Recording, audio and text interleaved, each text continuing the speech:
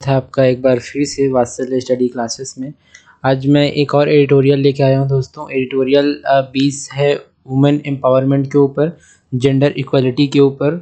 आप देख सकते हैं कि मैंने कुछ न्यूज़पेपर के कटिंग्स लगा रखे हैं और ये एडिटोरियल जो एक इम्पॉर्टेंट एडिटोरियल है उसको मैं यहाँ पर डिस्कस करने का कोशिश करूँगा दोस्तों। तो सबसे पहले मैं एक बार हेडिंग्स पढ़ देता हूँ कि क्या क्या मेरे एडिटोरियल और जो न्यूज़ कटिंग्स हैं उसकी थीम क्या है। देखिए दोस्तों, closing the gender gap, India still has miles to go in growth story. यहाँ पे कह रहा है दोस्तों कि gender inequality must be empower women, sorry gender equality है मस्ट टू एम्पावर वुमेन। और तीसरा आप देख सकते हैं कि it's time India lived up to high standard of gender equality. तो ये 3-4 ये 2 आर्टिकल के कटिंग्स हैं और ये पहला जो मेन इसका थीम इसी पे है, जो एडिटोरियल्स कटिंग है उसी पे मैं मेन उसमें फोकस करके आज की जो बातचीत है उसको आगे बढ़ाऊंगा। दोस्तों, मेंस के लिए आप देख सकते हैं कि मेंस के लिए GS1 आपका जो सोसाइटी का सेक्शन है, खासतौर पे UPSC वालों के लिए। और जो GS3 है दोस्तों, GS3 का इकोनॉमिक्स, जो अर्थव्यवस्था में महिलाओं की क्या भूमिकाएं होनी चाहिए उसके बारे में हम बात करेंगे। जो ग्लोबलाइजेशन है, जो भूमंडलीकरण है, उसको जो उसके बाद महिलाओं पे क्या असर पड़ा, रोज़गार एम्प्लॉयमेंट बढ़ा कि नहीं, और कितनी भी दिक्कतें आई या समस्याओं का सामना उन्हें करना पड़ा, उनके बारे में हम बात करेंगे। GS1 में आप देख सकते हैं कि भारत के आर्थिक परिवर्तन में महिलाओं की सक्रिय भागीदारी को प्रेरित करने वाले प्रमुख कारक की हम बात करेंगे। भारत में महिला सशक्तिकरण की बाधा डालने वाले प्रमुख मुद्दे, ये आपके जो मेंस के GS1 और GS3 के सिलेबस है उससे ये लिंक होते हैं। तो आप इस तरह से आप इसको देख सकते हैं दोस्तों। इस क्लास के PPT के लिए आपको क्या करना है, इस क्लास के PPT के लिए आपको मेरे टेलीग्राम चैनल ज्वाइन करना है, लिंक डिस्क्रिप्शन में होगा। उसके बाद आपको वहाँ पे PPT आसानी से मिल जाएगी। चलिए दोस्तों, इसकी शुरुआत करते हैं लेक्चर की। और मैं आपको कुछ भूमिका बताता हूँ, कुछ प्रस्तावना कि भारत में महिलाओं की स्थिति क्या है। सबसे पहले देखिए दोस्तों कि भारत में महिलाओं का आर्थिक सशक्तिकरण, समावेशी विकास और सतत सामाजिक आर्थिक प्रगति के लिए एक अनिवार्य विषय है। हाल के वर्षों में शिक्षा, डिजिटल साक्षरता, उद्यमिता के क्षेत्र में महिलाओं की भागीदारी बढ़ी है। देखिए यहाँ पे कह रहा है कि शिक्षा में, डिजिटल साक्षरता में उनकी भागीदारी बढ़ी है, लेकिन परंतु है यहाँ पे उसके बाद कह रहा है कि श्रम बल में सहभागिता, लिंग आधारित वेतन अंतर, असंगठित क्षेत्र की चुनौतियाँ, देखभाल, अर्थव्यवस्था से जुड़ी असमानताएं अभी भी गंभीर बाधाएं बनी हुई हैं। यानी कि जो पार्टिसिपेशन रेट है वर्कफोर्स का, उसमें महिलाएं बहुत कम हैं। उसमें लिंग आधारित वेतन अंतर है, यानी कि जो आप देख सकते हैं, आप कई जगह में सुने होंगे कि कोई उद्योग हो गया, कोई MSMEs हो गए, वहाँ पे पुरुषों को ज़्यादा वेतन मिलता है और महिलाओं को कंपैरेटिवली कम वेतन मिलता है। और असंगठित क्षेत्र में वो बहुत, जैसे गिग इकोनॉमी आजकल बहुत उभर रही है दोस्तों, गिग इकोनॉमी, उसमें महिलाएं जो अनौपचारिक क्षेत्र में वो अधिक जा रही हैं, तो उसको इस प्रकार से देखने की ज़रूरत है। उसमें देखिए दोस्तों, नीचे का पॉइंट हमको कहता है कि महिला श्रम बल भागीदारी जो रेट है 2005-06 में 42.7% से घटकर 2019-2020 में 20%, माने 20.3% हो गई है। देखिए कितना बड़ा गिरावट है ये महिला श्रम बल भागीदारी में, कि 42 से हम सीधे 20 में आ जाते हैं दोस्तों। उसके बाद कह रहा है कि हालांकि 2022-23 में यह बढ़कर 37% तक पहुंची है, फिर भी यह कार्य गुणवत्ता और सुरक्षा की दृष्टि से चुनौतियां कायम कर रहा है। उसके बाद आप देख सकते हैं कि शिक्षा और कौशल, माध्यमिक और उच्च शिक्षा में बालिकाओं का नामांकन बढ़ा है। आप सभी जानते होंगे कि अभी जो है साक्षरताओं में जो लड़कियां हैं वो लड़कों से थोड़ी आगे हैं, तो उस दृष्टिकोण से देखने की ज़रूरत है इसको। परंतु स्टेम व व्यावसायिक शिक्षा में भागीदारी सीमित है, यानी कि उनको व्यावसायिक शिक्षाएं नहीं दी जा रही हैं, यहाँ पे कहा गया है। आप देख सकते हैं दोस्तों, जो LFPR है, यानी जो लेबर फोर्स पार्टिसिपेशन रेट है, उसके का एक आंकड़ा है, ये एक ग्राफ है, उसमें बताता है कि 1955 में क्या था आंकड़े और 2017 तक के आंकड़े हैं हमारे पास। तो यहाँ पर क्या है, वस्तुतः कभी ऊपर गई है तो कभी नीचे गई है, ऊपर नीचे या बराबर, और लगभग ये 17 के आसपास नीचे आ गई है, जो मैंने आपको यहाँ पे बताने की भी कोशिश की। आप यहाँ देख सकते हैं, यहाँ भी वस्तुतः ऐसे ही है, और इसके बाद स्टेट लगभग बराबर सा हो गया है दोस्तों। तो आप इसको देख सकते हैं, ग्राफ को ध्यान में रख सकते हैं। आगे के स्लाइड्स में चलते हैं। देखिए दोस्तों, वही जो मैं जो चल रहा था वही उसी की बात करते हैं कि उद्यमिता के क्षेत्र में क्या है, कुल एमएसएमईज़ में केवल 20% यानी कि 20.5% महिला स्वामित्व वाले उद्यम हैं। ऋण, बाज़ार और नेटवर्क तक पहुँच में बाधाएँ शामिल हैं। यानी उनको अपने जो उद्यम है दोस्तों, उद्यम के लिए ऋण नहीं मिल पाता, लोन नहीं मिल पाते, या तो बाज़ार का संकट है, उनको उनके जो कमोडिटी होती है उसके सेलिंग के लिए उनके पास मार्केट्स बहुत सीमित मात्रा में है, और जो वो अपने जो कमोडिटी है उनको बेच पाने के लिए भी उनके नेटवर्क बहुत सीमित मात्रा में हो जाते हैं दोस्तों। डिजिटल समावेश बोलते हैं कि ग्रामीण महिलाओं में स्मार्टफ़ोन व इंटरनेट की पहुँच बहुत सीमित है, जिससे डिजिटल सशक्तिकरण बाधित होता है। ये सब हम सभी जानते हैं दोस्तों कि जो भी ग्रामीण क्षेत्रों से आते हैं, वो हमारी जो घर की महिलाएँ होती हैं वो स्मार्टफ़ोन से इंटरनेट तक सीमित बहुत मतलब ऐसा कह सकते हैं कि गिने-चुने लोगों के पास या महिलाओं के पास ही अपना एक स्मार्टफ़ोन होता है और उसमें इंटरनेट होता है दोस्तों। इस प्रकार से ये इंटरनेट एक्सेस जो है वो बहुत लिमिटेड है, ऐसा हम कह सकते हैं। देखभाल कार्य मतलब केयरिंग इकॉनमी में बोल रहे हैं कि महिलाएँ घरेलू कार्यों में पुरुषों की तुलना में लगभग 9 गुना अधिक कार्य करती हैं, जिससे उनका आर्थिक भागीदारी सीमित होता है। देखिए दोस्तों, ये जो जीडीपी में शामिल नहीं होता, हालाँकि यहाँ पे जीडीपी एक अननोन सा है अगर ज़्यादा कोई जानते नहीं होंगे तो। लेकिन जीडीपी देखिए दोस्तों, महिलाएँ जो हैं, महिलाएँ घरेलू कार्य ज़्यादा करती हैं, इससे कोई असहमति वाली बात नहीं है किसी के लिए। वो लेकिन 9 गुना अधिक समय व्यतीत करती हैं। जब 9 से गुना अधिक समय व्यतीत करेंगी तो उनका जो कार्य है वो इकोनॉमिकली प्रोडक्टिव नहीं होगा। वो घर में प्रोडक्टिव होगा, लेकिन वो जीडीपी में किसी भी प्रकार से वो अपना जो है बोल सकते हैं कि अपनी भागीदारी वो नहीं निभा पाएँगे जीडीपी में। तो इस प्रकार इसको देखने की ज़रूरत है कि कैसे वो सिर्फ़ घर के कामों तक ही सीमित हो पाती है, ना कि एक जो राष्ट्र के इकोनॉमी के लिए बहुत ज़्यादा कुछ करने का उसके पास अवसर रहता नहीं है दोस्तों। तो इसमें चुनौतियाँ हैं कि महिलाओं के सामने क्या-क्या चुनौतियाँ हैं। वैसे तो मैं कुछ-कुछ बात कर ली है, फिर भी एक चार्ट के थ्रू मैं और बताने की कोशिश करूँगा। ऊपर मैंने और लिख रखा है इसी बात को, तो मैं बताने की कोशिश करूँगा दोस्तों कि प्रमुख चुनौतियाँ क्या-क्या हैं। देखो दोस्तों, सबसे ज़्यादा चुनौती है सामाजिक और आर्थिक मानदंड और उसके स्तर पर लिंग आधारित भेदभाव के स्तर पर हम जानते हैं कि आज भी भारत अभी 21वीं सदी में है, लेकिन आज भी दोस्तों जो जेंडर इनइक्वालिटी है वो पैर पसारे फैली है हमारे समाज में। तो हमारा हमारा समाज, हम भले ही उसको सभ्य समाज कहें, लेकिन अभी भी जो जेंडर इनइक्वालिटी है, लिंग आधारित भेदभाव है, वो अभी भी हमारे समाज में बना हुआ है। वो हमारे जो सामाजिक आर्थिक जो मानदंड हैं उनको प्रभावित करते हैं बहुत बड़े स्तर पे। उसके बाद देखिए दोस्तों, असंगठित क्षेत्र में कार्य की अनौपचारिकता व सुरक्षा का अभाव। देखिए मैंने आपको बताया कि जो गिग इकॉनमी है आजकल महिलाओं के लिए, लड़कियों के लिए गिग इकॉनमी बहुत आज ऐसा बोल सकते हैं कि वो उभर रही है।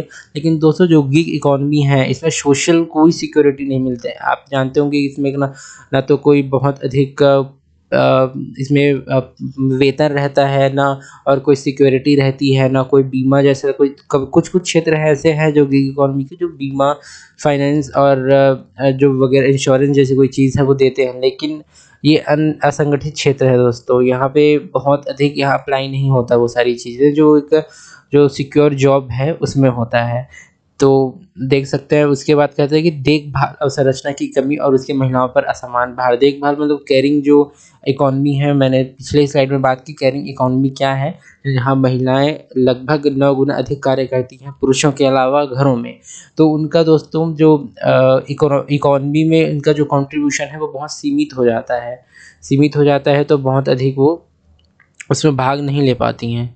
तो आप इसको इस तरह से देख सकते हो। उसके बाद वित्तीय व डिजिटल सेवाओं तक पहुँच की असमानता, मैंने आपको पिछली स्लाइड में बताया कि ये सारी चीज़ें हैं। देखिए दोस्तों, यहाँ यहाँ भी मैंने वही चीज़ें लमसम वही चीज़ें ही डिस्कस की हैं जो यहाँ पे आप ग्राफ़िक्स में देख पा रहे हैं। ये मैंने आपको अच्छे से समझाने के लिए, माइंड मैप लगाने के लिए इस तरह से मैंने आपको ऐप बना दिया है। देखिए, मैंने सामाजिक आर्थिक मानदंड की बात की, मैंने असंगठित क्षेत्र में कार्य करने की बात की, देखभाल और संरचना की कमी, असमान पहुँच वित्तीय व डिजिटल सेवाओं तक, ये मैंने बात की। तो अगले स्लाइड पे चलते हैं दोस्तों। प्रमुख इसकी चुनौतियाँ हो गई, अब हमको क्या-क्या करना चाहिए, तो क्या समाधान हो सकते हैं, हमको आगे के कैसे हमको देखने चाहिए, या नीति की सिफ़ारिशें आपको देनी चाहिए, या उसका समाधान क्या हो सकते हैं, उपाय क्या हो सकते हैं, उसके बारे में बात करेंगे। सबसे पहले दोस्तों देखिए, श्रम बल में भागीदारी बढ़ाने हेतु हमको कुछ चीज़ें हैं जो करनी पड़ेगी। अपने आप में बदलाव या अपने समाजों में बदलाव, हमारे जो स्ट्रक्चर्स हैं उसमें कुछ बदलाव करने पड़ेंगे। वो है कि सुरक्षित व लचीले कार्यस्थलों को प्रोत्साहन देना। सुरक्षित यानी कि आप जानते हैं कि पिछले साल 2024 अगस्त में कोलकाता में एक केस हुआ था, जहाँ पे कार्यस्थल पर ही किसी लड़की का रेप कर दिया गया था। तो वहाँ सुरक्षित नहीं था दोस्तों वो, बिल्कुल भी। तो ऐसे सुरक्षित व लचीले कार्यस्थल बनाए जाएँ, उनको स्थापित किया जाए, उनको देख-रेख की जो व्यवस्था है वो उसको सुनियोजित किया जाए। इस तरह से आप लोग देख सकते हैं। मातृत्व लाभ व क्रेच सुविधाओं की अनिवार्यता। मैटरनिटी लीव जो है वो दोस्तों एक इम्पोर्टेंट सेगमेंट्स बन जाते हैं यहाँ पे। जो मातृत्व लाभ है वो उनको प्रॉपर मिलनी चाहिए। उसके बाद आप देख सकते हैं कि लैंगिक समानता अनुदानों के माध्यम से नियोक्ताओं को प्रोत्साहित करना। लैंगिक समानता दोस्तों, मैंने पिछले स्लाइड में बात की कि हमारे देश में अभी भी जेंडर इनइक्वालिटी बनी हुई है, तो इसको हम जितना चाहें दूर करने का प्रयास करें। दूर करने का प्रयास करेंगे तो जो लैंगिक समानताएँ आएँगी, और लैंगिक जो समानता है वो अंततः हमको समावेशी विकास में, अपनी अर्थव्यवस्था को आगे बढ़ाने में हमको इम्पोर्टेंट एक रोल प्ले कर सकता है। उसके बाद दोस्तों की शिक्षा व कौशल विकास में निवेश। जो अब मैंने आपको पिछले स्लाइड में बताया कि हमारी जो लड़कियां हैं वो ऐसा कह सकते हैं कि जो प्राइमरी और मिडिल जो क्लास है उसमें तो भागीदारी उनकी खूब है, लेकिन वो व्यापारिक शिक्षा जो है दोस्तों, व्यापारिक शिक्षा जो है उसमें वो बहुत अधिक भागीदार नहीं है उनका। तो दोस्तों उसमें उनका भागीदारी बढ़ाना, ताकि वो जो है कौशल विकास की ओर बढ़ पाएँ, शिक्षा की ओर बढ़ पाएँ, और अंततः वो अपने कंट्रीब्यूट कुछ कर पाएँ अपने देश के लिए, अपने इकॉनमी के लिए। उसके बाद देखिए दोस्तों कि मैंने यही बात लिखी है कि बालिकाओं की स्टेम व तकनीकी शिक्षा में भागीदारी बढ़ाने के लिए छात्रवृत्तियाँ दिया जाना चाहिए, ताकि जो टेक्निकल एजुकेशन है उनको दिया जा सके, और कौशल विकास जो स्किल डेवलपमेंट है वो किया जा सके दोस्तों। व्यावसायिक प्रशिक्षण कार्यक्रमों में लिंग उत्तरदायी रणनीतियाँ, ये भी एक कारगर उपाय हो सकता है। देखिए महिला उद्यमिता का संवर्धन। इसमें कहा गया है दोस्तों कि महिला उन्मुख स्टार्टअप फंड व क्रेडिट गारंटी योजनाएँ चलाई जाएँ। जैसे कि कोई महिला है वो अपना स्टार्टअप जब स्टार्ट करना चाहती है दोस्तों, तो उसके लिए आपको प्रॉपर फंड देना चाहिए, क्रेडिट की गारंटी देनी चाहिए। क्रेडिट गारंटी में अंततः होगा क्या कि एक सीमित समयावधि के लिए आपको क्रेडिट दिया जाएगा, और इसको कम ब्याज पे दिया जाए, ताकि ऐसे भी मैंने पिछले स्लाइड में चर्चा की आपसे कि उनके पास ना फाइनेंस की उनके पास ना लोन्स की कमी होती है दोस्तों, लोन्स की। तो उनको आप फंड दीजिए, क्रेडिट गारंटी योजनाओं के तहत लाइए, ताकि उनके पास लोन्स हों, उनके हाथों में पैसे हों, और वो स्टार्टअप में निवेश कर पाएँ। उसके बाद देखिए महिला उद्यमियों के लिए डिजिटल मार्केट प्लेस व नेटवर्किंग प्लेटफ़ॉर्म। उनके लिए मैंने आपको पहले ही बताया कि महिलाओं के लिए, महिला उद्यमी जो हैं उनके पास डिजिटल जो मार्केट प्लेस है, उनके पास मार्केट में पहुँच की कमी है दोस्तों। पहुँच की कमी है, तो जो उनकी वस्तुएँ या जो कमोडिटीज़ हैं वो मार्केट तक पहुँच नहीं पाती हैं। अंततः जब मार्केट तक नहीं पहुँच पाती हैं तो उनके लिए प्रोडक्टिव नहीं हो पाती हैं, और जब प्रोडक्टिव नहीं हो पाएँगी तो वो ये हतोत्साहित हो जाएँगे महिला उद्यमी। तो उसके लिए एक प्रॉपर दोस्तों नेटवर्किंग प्लेटफ़ॉर्म होना चाहिए, डिजिटल मार्केट प्लेस होने चाहिए, ताकि वो अपने कम्युनिटी के लिए निश्चिंत हो जाएँ, और अंततः वो एक बेहतर अपना भविष्य सुनिश्चित कर पाएँ कौशल विकास के थ्रू। तो अगले स्लाइड में चलते हैं दोस्तों कि आगे यही मैंने इसका एक्सटेंड किया है कि डिजिटल समावेशन।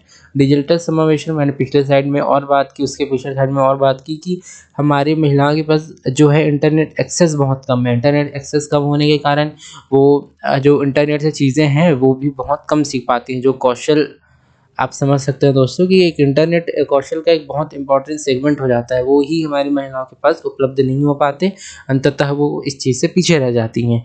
उसके बाद देखिए कि डिजिटल साक्षरता अभियान विशेषतः ग्रामीण व अल्पसंख्यक महिलाओं के लिए शुरू किया गया है इसको, लेकिन इसको और भी समावेशी बनाया जाए। समावेशी बनाया जाए यानी पंक्ति में खड़े आखिरी व्यक्ति तक वो जो डिजिटल साक्षरता अभियान है वो पहुँचे, ताकि हमारी जो ग्रामीण और अल्पसंख्यक महिलाएँ हैं, जो दलित्स हैं, जो मुख्य धारा से अभी तक जुड़े नहीं हैं, उनके लिए भला हो पाए। इसके बाद देखिए दोस्तों कि देखभाल अर्थव्यवस्था में निवेश। देखभाल अर्थव्यवस्था यानी केयरिंग जो इकॉनमी है उसमें हमको कुछ निवेश करने चाहिए। बताया गया कि सार्वजनिक बाल देखभाल व वृद्ध देखभाल केंद्रों की स्थापना की जाए। लेकिन देखिए इसमें सार्वजनिक कहा गया है दोस्तों कि सार्वजनिक हो, अगर बहुत बड़ी मात्रा में हो जाएगा तो वो एक संकेतक होगा कि हम अपने वृद्धों के लिए कितने असंवेदनशील हैं। तो बाल देखभाल, वृद्ध देखभाल केंद्रों की स्थापना की जाए ताकि जो हमारी केयरिंग इकोनॉमी है दोस्तों, केयरिंग इकोनॉमी जो बढ़ता हुआ ही दिखाई दे। इस प्रकार से आप इसको देख सकते हैं। देखभाल कार्यों को औपचारिक रूप देना, कार्यबल को प्रशिक्षण प्रदान करना। मैंने आपको पहले ही बताया कि इस जो कौशल विकास है, जो स्किल है, वो हमको सिखाया जाना चाहिए अपने जितनी भी महिलाएं हैं उनको। देखिए दोस्तों, मैंने यहाँ वही बात की है, महिला उद्यमियों की बात की है, महिला उन्मुख स्टार्टअप फंड चलाया जाए, डिजिटल समावेशन की मैंने बात की, मैंने देखभाल अर्थव्यवस्था की बात की, शिक्षा और कौशल विकास की बात की, श्रम बल में भागीदारी की बात की। इसके आप मोटे-मोटे और भी अपने आप अब इसमें सेगमेंट्स और डाल सकते हैं कि आप उसमें निवेश की कमी है, डिजिटल इंफ्रास्ट्रक्चर की कमी है और विभिन्न प्रकार से जो इंटरनेट एक्सेस है उनकी कमी है, सामाजिक आर्थिक जो गतिरोधों का सामना उनको करना पड़ता है उनकी कमी है उनके पास तब सपोर्ट सिस्टम नहीं होता जो नॉर्मली जो पुरुष के पास तो होता है, लेकिन हमारी महिलाओं के पास जो सपोर्ट सिस्टम है दोस्तों वो नहीं मिल पाता उनको, और उनके पास शिक्षाएँ नहीं मिल पाती। वो मिडिल और प्राइमरी क्लास में तो हो जाते हैं, लेकिन उनको तकनीकी जो शिक्षाएँ मिलनी चाहिए, जो शिक्षा मिलनी चाहिए दोस्तों, वो उनको तकनीकी शिक्षा नहीं मिल पाती। और जब तकनीकी शिक्षा नहीं मिल पाती तो वो आगे जा नहीं पाते, है ना। हमको इनके लिए मार्केट सुनिश्चित करना चाहिए। मार्केट सुनिश्चित करेंगे तो उनकी जो कमोडिटी है वो मार्केट तक पहुंच पाएगी और वो उत्साहित हो पाएंगे, प्रोत्साहित हो पाएंगे कि हमको और ज़्यादा प्रोडक्शन करना चाहिए किसी भी चीज़ों का, ताकि हमको बेहतर अपने जो वित्तीय स्थितियाँ हैं उसको बना पाएँ दोस्तों। तो आगे हम और देखते हैं कि जो सरकारी ये योजनाएं हैं जो हमारे सरकार ने चलाए हैं, जो आप देख सकते हैं पिछले कुछ सालों में उस योजनाओं की, उन नीतियों की मैं बात करूंगा। सबसे पहले आता है दोस्तों बेटी बचाओ बेटी पढ़ाओ, जो आप सभी जानते होंगे। बेटी पढ़ाओ बहुत ही एक इम्पॉर्टेंट एक आप समझ सकते हैं कि एक योजना थी, सरकारी योजना, जो कुछ हद तक तो ज़रूर काम आई, लेकिन पूरी तरह से इसको इम्प्लीमेंट किए जाने की अभी भी ज़रूरत है। लॉन्च हुआ 2015 में दोस्तों। 2015 में लॉन्च होने के बाद इसका उद्देश्य क्या है मैं आपको बता देता हूँ। उद्देश्य है बालिकाओं के जन्म और शिक्षा को प्रोत्साहित करना, बाल लिंगानुपात में सुधार करना। हमारा बाल लिंगानुपात बिगड़ा हुआ था, उसके हिसाब से ये बेटी बचाओ बेटी पढ़ाओ आया था। अब सभी जानते हैं भ्रूण हत्या हमारे देश में एक बहुत ही एक कुरीति थी, भ्रूण हत्या। भ्रूण हत्या को ही देख के बेटी बचाओ बेटी पढ़ाओ लाया गया था दोस्तों, उसी को इम्प्लीमेंट करने के लिए। इसमें देखेंगे इसकी लाभ क्या हुआ, जागरूकता आई, कन्या शिक्षा को बढ़ावा दिया गया। अब कन्या शिक्षा को बढ़ावा देंगे तो अंततः आप जो समाज में फैली कुरीतियाँ हैं उसको आप पीछे छोड़ देंगे, और जेंडर आधारित जो भेदभाव है उसको आप समाप्त करेंगे, जो जेंडर इक्वलिटी है उसको आप बढ़ाने की कोशिश करेंगे, है ना। अंततः आप महिलाओं के लिए एक संवेदनशील दृष्टिकोण अपना पाएंगे। और उसके बाद देखिए दोस्तों कि दूसरे स्कीम है प्रधानमंत्री मातृ वंदना योजना। इसका लॉन्च वर्ष 2017 था दोस्तों। इसका उद्देश्य मैं आपको बता देता हूँ, गर्भवती और स्तनपान कराने वाली महिलाओं को नगद प्रोत्साहन देना। इसको आप ध्यान में रख सकते हैं कि इनको नगद प्रोत्साहन दिया जाएगा प्रधानमंत्री मातृ वंदना योजना के तहत। उसके बाद देखेंगे इसके लाभ, जैसे कि वो नगद तो दिया जाएगा, लेकिन कितने तक, 5,000 तक की वित्तीय सहायताएं होंगी, और पोषण और स्वास्थ्य देखभाल आपको स्वास्थ्य केंद्र के थ्रू मिलते रहेंगे। इसके बाद आप देखेंगे दोस्तों कि महिला शक्ति केंद्र योजना, यही केंद्र का योजना है। इसकी उद्देश्य है गांव स्तर पर महिला सशक्तिकरण के लिए सहायता प्रदान करना, और इसके लाभ आप देखेंगे सामुदायिक भागीदारी, सूचना व परामर्श केंद्र, प्रशिक्षण, उसका कार्यक्रम दोस्तों। तो विभिन्न प्रकार की योजनाएं हैं। एक और योजना मैं आपको बता देता हूँ, वन स्टॉप सेंटर योजना, यानी सखी केंद्र योजना इसको कह सकते हैं। इसका उद्देश्य था दोस्तों हिंसा की शिकार महिलाओं को एक ही स्थान पर सभी प्रकार की जो सहायताएं हो सकती हैं, जैसे कानूनी, चिकित्सा, विभिन्न प्रकार के जो और है मनोवैज्ञानिक जो उनके ऊपर दबाव रहता है उनको कम किया जाना, तो विभिन्न प्रकार के जो सहायताएं हैं, सहयोग हम कर सकते हैं, उसमें प्रकार किया जाएगा। अब इसके लाभ देखेंगे कि 24/7 सुविधा दोस्तों, 24/7 आपको दिया जाएगा। क्षमा करिए 2 सेकंड। ओके दोस्तों, सॉरी। लाभ 24/7 सुविधा, आपातकालीन सहायता, पुलिस व स्वास्थ्य की सुविधाएं आपको दी जाएंगी वन स्टॉप सेंटर योजना के तहत, सखी केंद्र के तहत। तो ये विभिन्न प्रकार की योजनाएं हैं दोस्तों, जो आपके लिए बहुत ही इंपॉर्टेंट है, आपके मेंस आंसर राइटिंग के लिए चाहे या प्री के लिए हो या किसी भी एग्ज़ाम के लिए, आप सिविल सर्विसेज या लोकल स्टेट का भी एग्ज़ाम देते हैं तो आपके लिए बहुत इंपॉर्टेंट है। अब उज्ज्वला योजना देखिए दोस्तों, उज्ज्वला योजना को मैंने यहाँ पे बताया है बहुत अच्छे तरीके से। मैं आपको और एलेबोरेट करने की कोशिश करता हूँ। लॉन्च वर्ष 2016 था दोस्तों। इसका उद्देश्य था महिलाओं को स्वच्छ ईंधन जो है एलपीजी वो उपलब्ध कराना, लाभ मुफ्त एलपीजी कनेक्शन, विशेष रूप से ग्रामीण व बीपीएल महिलाओं के लिए। दोस्तों अभी होगा क्या कि एलपीजी स्वच्छ ईंधन अगर हम इनको उपलब्ध कराएंगे तो दोस्तों कई आप जानते हो कि ग्रामीण जो महिलाएं हैं वो जो चूल्हे में हैं वो खाना पकाती हैं, तो उनको उनके ऐसा समझ सकते हैं कि स्वास्थ्य जो है उन पे बहुत प्रभाव पड़ता है। जब स्वास्थ्य पे प्रभाव पड़ेगा तो उनकी जो जीवन प्रत्याशा है वो कम होगी, और जीवन प्रत्याशा कम होगी तो इस बहुत सारे ऐसे सेगमेंट्स हैं जो हमको उसके प्रभावित कर सकते हैं दोस्तों। चाहे आप जेंडर इक्वलिटी की बात करें, चाहे आप उनकी शिक्षाओं की बात करें, उनके स्वास्थ्य की बात करें, उनके देखभाल की बात करें, तो इस ये उज्ज्वला योजना इसी के लिए लाया गया था। आप देखिए ये प्रारंभिक वर्ष जब दोस्तों इसको लॉन्च किया गया था तो उत्पादक का एक उसने भूमिका निभाया था। उसके बाद देखेंगे कि उत्पाद स्थिरता और बाजार की स्वीकृति तक इसको ले जाया गया, उज्ज्वला योजना को। उसके बाद आप देखेंगे दोस्तों कि महिला उद्यमिता प्लेटफॉर्म लाया गया। इसके बाद प्रारंभ नीति आयोग द्वारा इसको किया जाता है। इसके उद्देश्य क्या हैं? उसके उद्देश्य ऐसे हैं दोस्तों कि महिला उद्यमियों को नेटवर्किंग, वित्त प्रशिक्षण, मैंने आपको पिछले कुछ स्लाइड में बताया कि हम प्रशिक्षण देंगे, उनको वित्त सहायता देंगे ताकि उनके पास लोन्स हो, उनके हाथों में लिक्विडिटी हो, तरलता हो, ताकि वो उनमें निवेश कर पाएँ, और निवेश कर पाएँ तो अंततः उनके पास एक अच्छा अपना अपना जो कौशल विकास है, अपना पूर्णतः विकास है, ताकि उसको वो सुनिश्चित कर पाएँ। इसके लाभ देखिए दोस्तों, लाभ है डिजिटल प्लेटफॉर्म के माध्यम से सहायता। मैंने आपको पहले ही बताया कि डिजिटल जो इंफ्रास्ट्रक्चर है वो महिलाओं के लिए बहुत इंपॉर्टेंट है, इंटरनेट एक्सेस बहुत इंपॉर्टेंट है उनके लिए। और स्टार्टअप इकोसिस्टम में भागीदारी दोस्तों, स्टार्टअप इकोसिस्टम में भी उनकी भागीदारी सुनिश्चित की जाएगी। तो इसको इस प्रकार आप देख सकते हैं। तो अगले स्लाइड में चलते हैं दोस्तों। ये लगभग ख़त्म होने वाला है, मैं आपको कुछ निष्कर्ष इसके बता देता हूँ।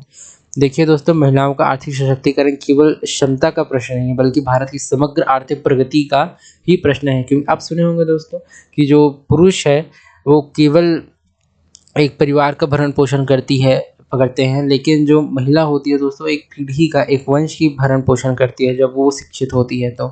इस प्रकार हम महिलाओं को शिक्षित करें, उनका सशक्तिकरण करना केवल हमारे परिवार की या एक सीमित अर्थ नहीं है, उसका एक बहु जो आयामी अर्थ हैं उसके, बहुत समावेशी अर्थ है उसका। इस प्रकार आप कह सकते हैं दोस्तों कि इसके लिए बहुआयामी रणनीतियों की आवश्यकता है, जो शिक्षा, कौशल, वित्त, डिजिटल समावेशन, सामाजिक संरचनाओं को साथ लेकर आएँ। और यदि यह परिवर्तन ला गया तो न केवल यह लाखों महिलाओं के जीवन में बदलाव आएगा, बल्कि भारत की एक अधिक न्यायपूर्ण और समावेशी समाज बनने की दिशा में भी गति मिल सकेगी।